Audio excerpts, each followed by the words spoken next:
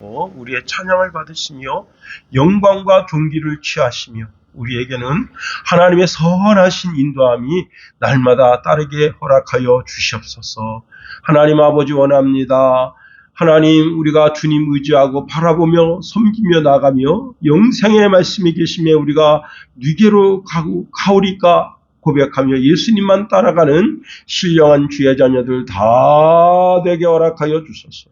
이 시간 말씀을 묵상할 때 더 큰 은혜를 주시기를 원하며 예수님 이름으로 감사하며 기도합니다. 아멘. 이 한 시간 하나님의 은혜가 더 풍성하게 임하게 되기를 예수님의 이름으로 축원해 드립니다. 안토니라는 분이 있는데 이제 그분이 재산을 다 팔아서 가난한 자들에게 나눠주고는 이제 산에 톡을 해서 이제 그렇게 은둔 생활을 합니다. 그런데 하루 기도하다가 하나님의 음성을 듣습니다. 안토니, 내가 아무리 경건하게 살고자 해서 이렇게 산에 토구를 파고 그 속에서 그렇게 산다 할지라도 알렉산드리아의 신 고치는 너희만 못하다.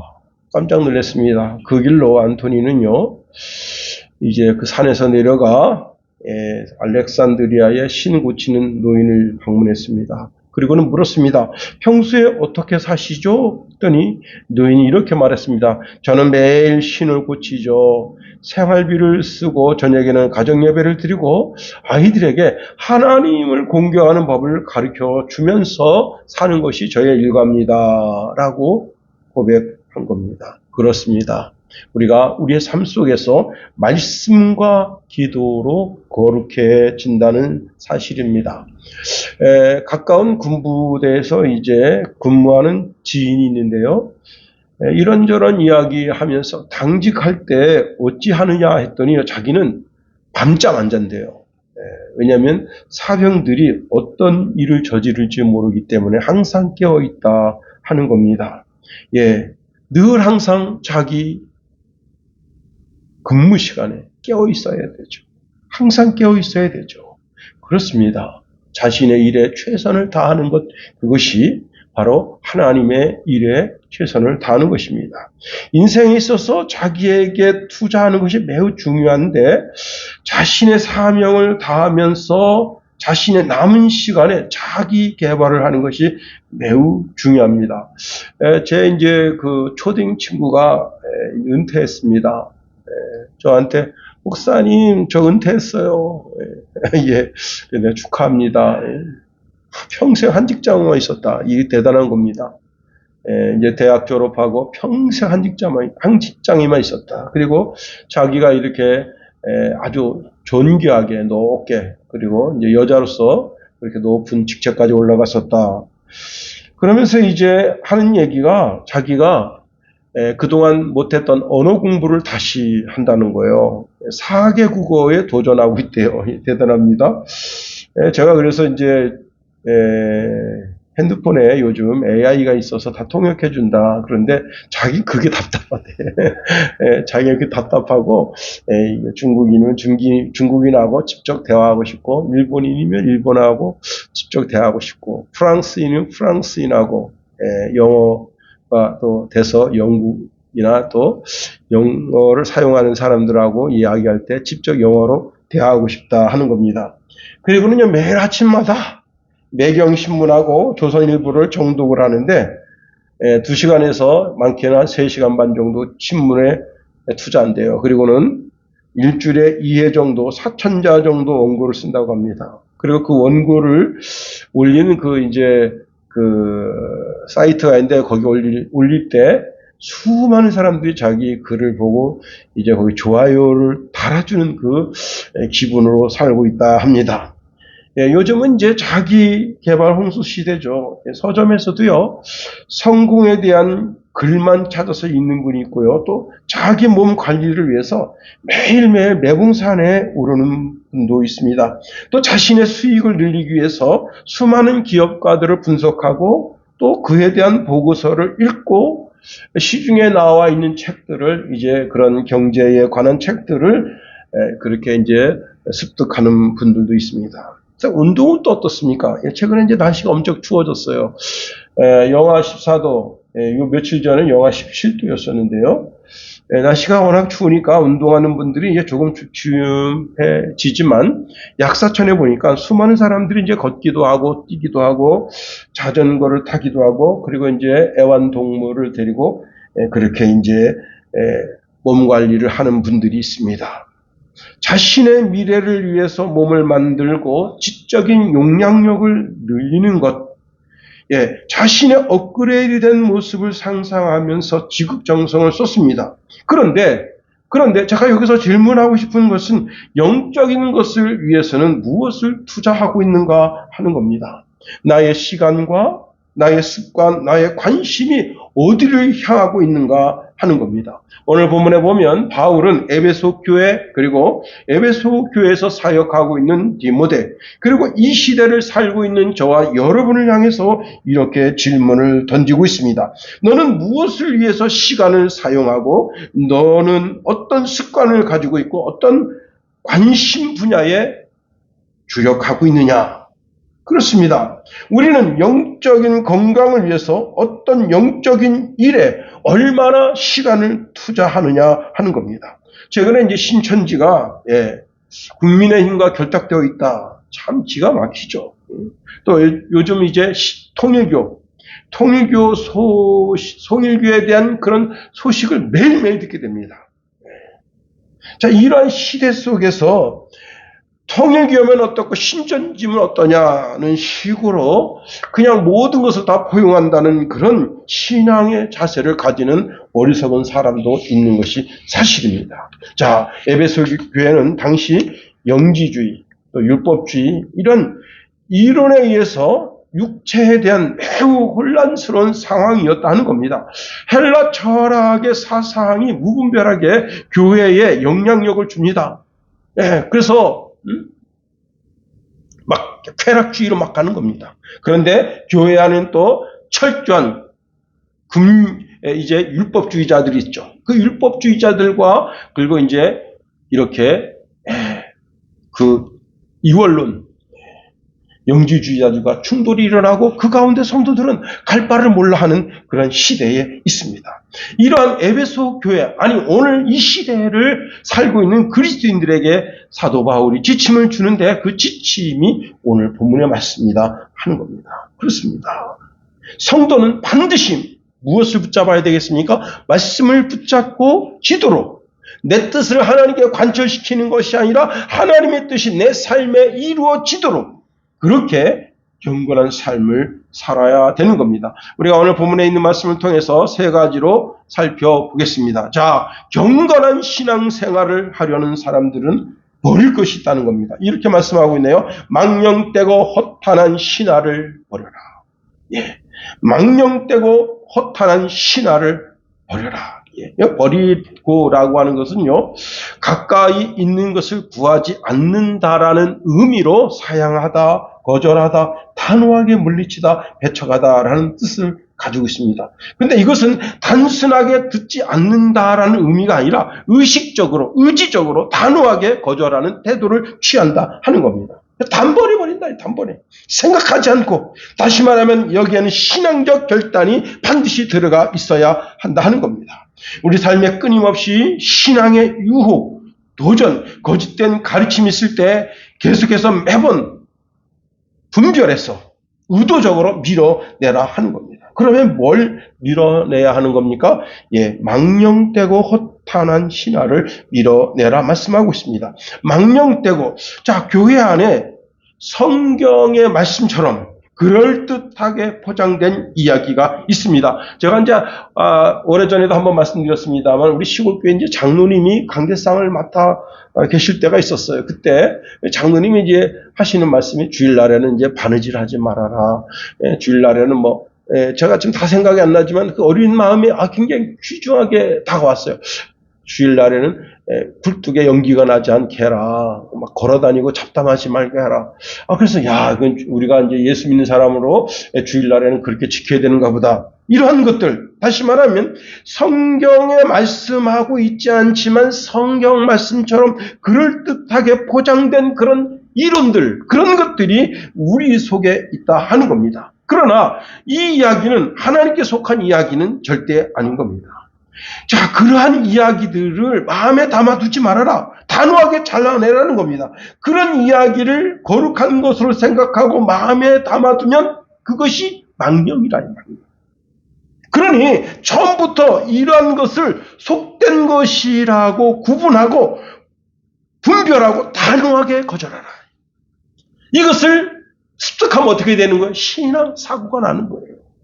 영적인 사고가 나는 겁니다. 하나님을 경외하는 신앙과는 전혀 다른 방향의 생각, 신앙의 형태가 발전하게 되는 겁니다. 그걸 덥석 뭐가 대단한 건 줄 알고 덥석 물면 안 된다는 거예요.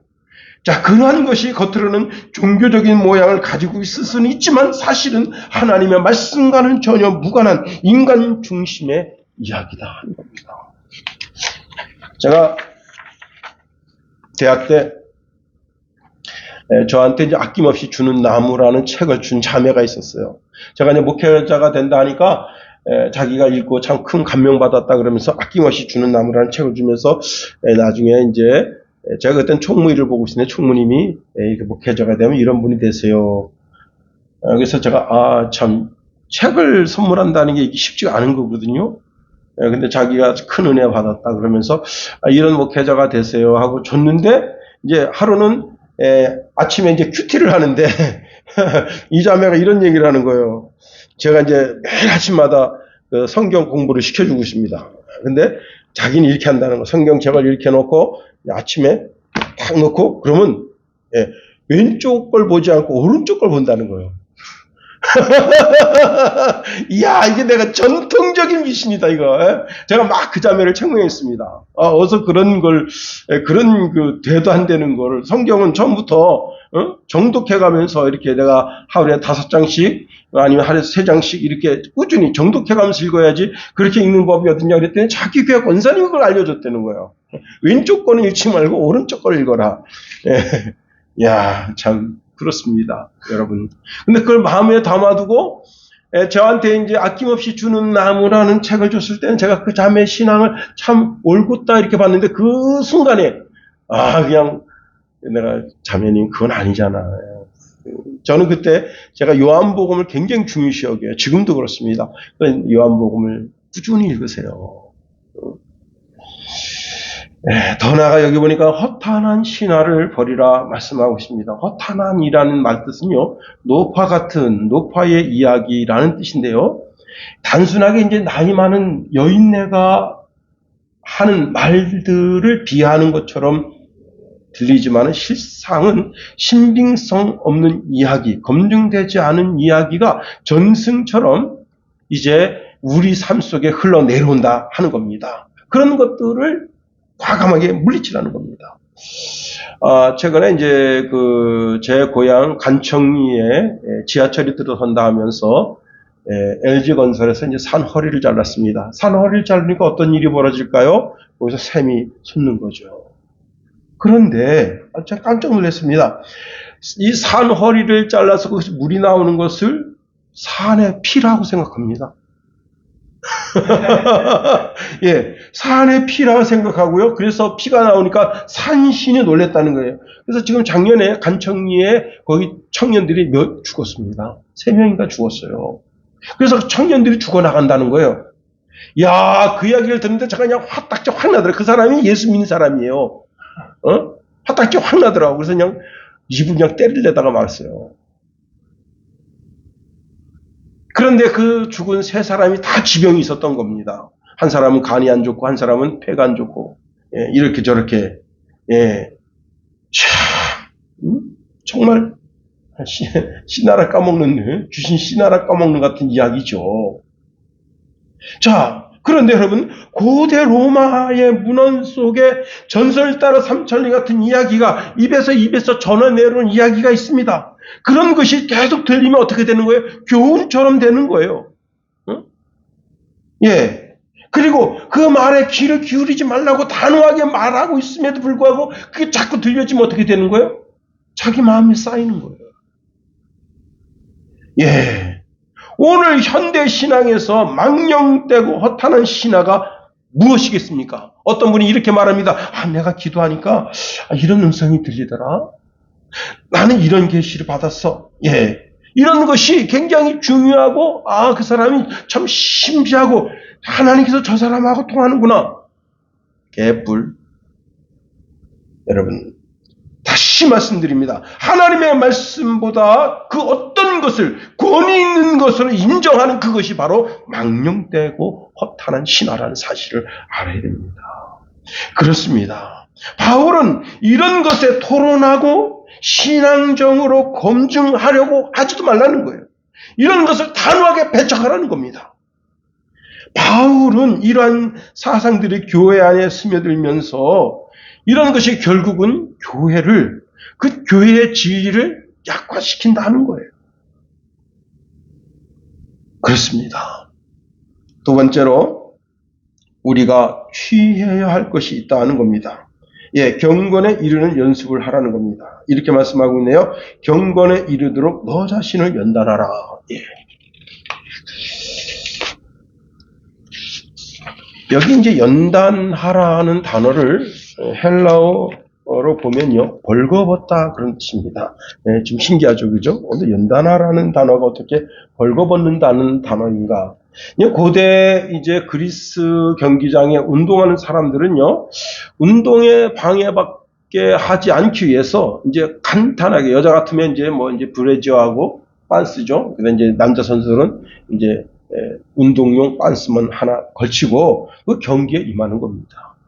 이것은 하나님 앞에서 그 어떤 가식이나 위선도 없이 자신 혼자 서 있다는 겁니다. 즉 체면의 옷이나 직분자의 옷이나 과거 자신의 자랑의 옷을 다 벗어버리고 오직 하나님과 나와의 진실한 관계 속에 들어가는 삶의 태도를 이야기하는 겁니다. 그렇습니다. 자, 이것이 바로 뭐라고요? 연단이다, 연단.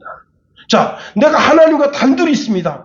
그런 모습은 어떤 모습이겠어요? 이것은 사람들에게 보이기 위한 경건의 모습이 아니라 내 영혼의 적나라한 모든 모습이 하나님 앞에서 드러나는 겁니다.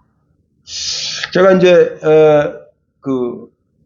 날마다 이제 배드민턴을 치는데 한 초보자가 이제 저한테 와서 목사님 저 더 이상 배드민턴 못 치겠어요. 이렇게 선언합니다. 팔이 아파서 일상생활이 깨진다. 진짜요. 이게 배드민턴을 이제 한 2시간 치고, 초보자들 2시간 치고, 그 이튿날 가서 이렇게 밥 먹으려고 젓가락 들면 젓가락 이렇게 흔들려요. 그게 왜 그러는가 하면 힘으로 치려고 그러는 거예요, 힘으로. 제가 이제 요령을 알려줍니다. 힘을 쭉 빼고 그냥 이렇게 스윙하는 그 스윙으로 쳐라. 지금도 제가 이제 그 자매분, 집사님이신데, 여자 집사님이신데, 그분을 보면 제가 잔소리 계속 해야 됩니다. 자꾸 왜 힘을 주고 치느냐. 그 힘 주고 치니까 어떻게 아프게, 그 이제 근육을 강제로 팍 하니까 어떻게 되겠어요? 여기가 이제 아프죠. 그리고 어깨가 아프죠. 그러니까, 좀 목사님 못하겠어요. 때려쳐야 되겠어요. 그래서, 제가 이제 그분에게, 힘을 쭉 빼라. 쭉 빼고 그냥 이렇게 스윙의 타이밍에 딱 이렇게 쳐라. 그리고 이제 이게 배드민턴 셔틀콕을 안고 친다 그래요. 안고. 콕이 날아오는 걸 딱 바라보고, 그 다음에 30cm 정도 앞에 있을 때 그때 딱 치는 거예요. 근데 이분은 밀어서 쳐. 자꾸 그래서 저한테 잔소리를 많이 듣습니다. 그렇게 치면 안 된다. 왜냐면 이제 배운 지 얼마 안 됐어요. 한 6개월 정도 됐는데, 이때 이 버릇을 고치지 않으면요, 평생 그렇게 치는 거예요. 그래서, 좀, 지금은 잔소리를 많이 들을 텐데, 그래도 저는 그 잔소리를 많이 하는 편은 아니에요. 언제가 고치겠지, 이렇게. 언젠간 고치겠지. 그렇습니다. 여러분. 그런데, 여러분, 그런 아픔을 다 딛고, 멋지게 배드민턴을 치면 어떻게 됩니까? 오늘날에 안세영이 되는 거 아니에요. 난 그 아가씨가 배드민턴 치는 걸 보면서 야 멋지다. 야 종종 걸음을 왔다 갔다 하면서 세계 랭킹 1위. 언젠가 이제 그 KBS에 나오는 만년 2등이라는 그 다큐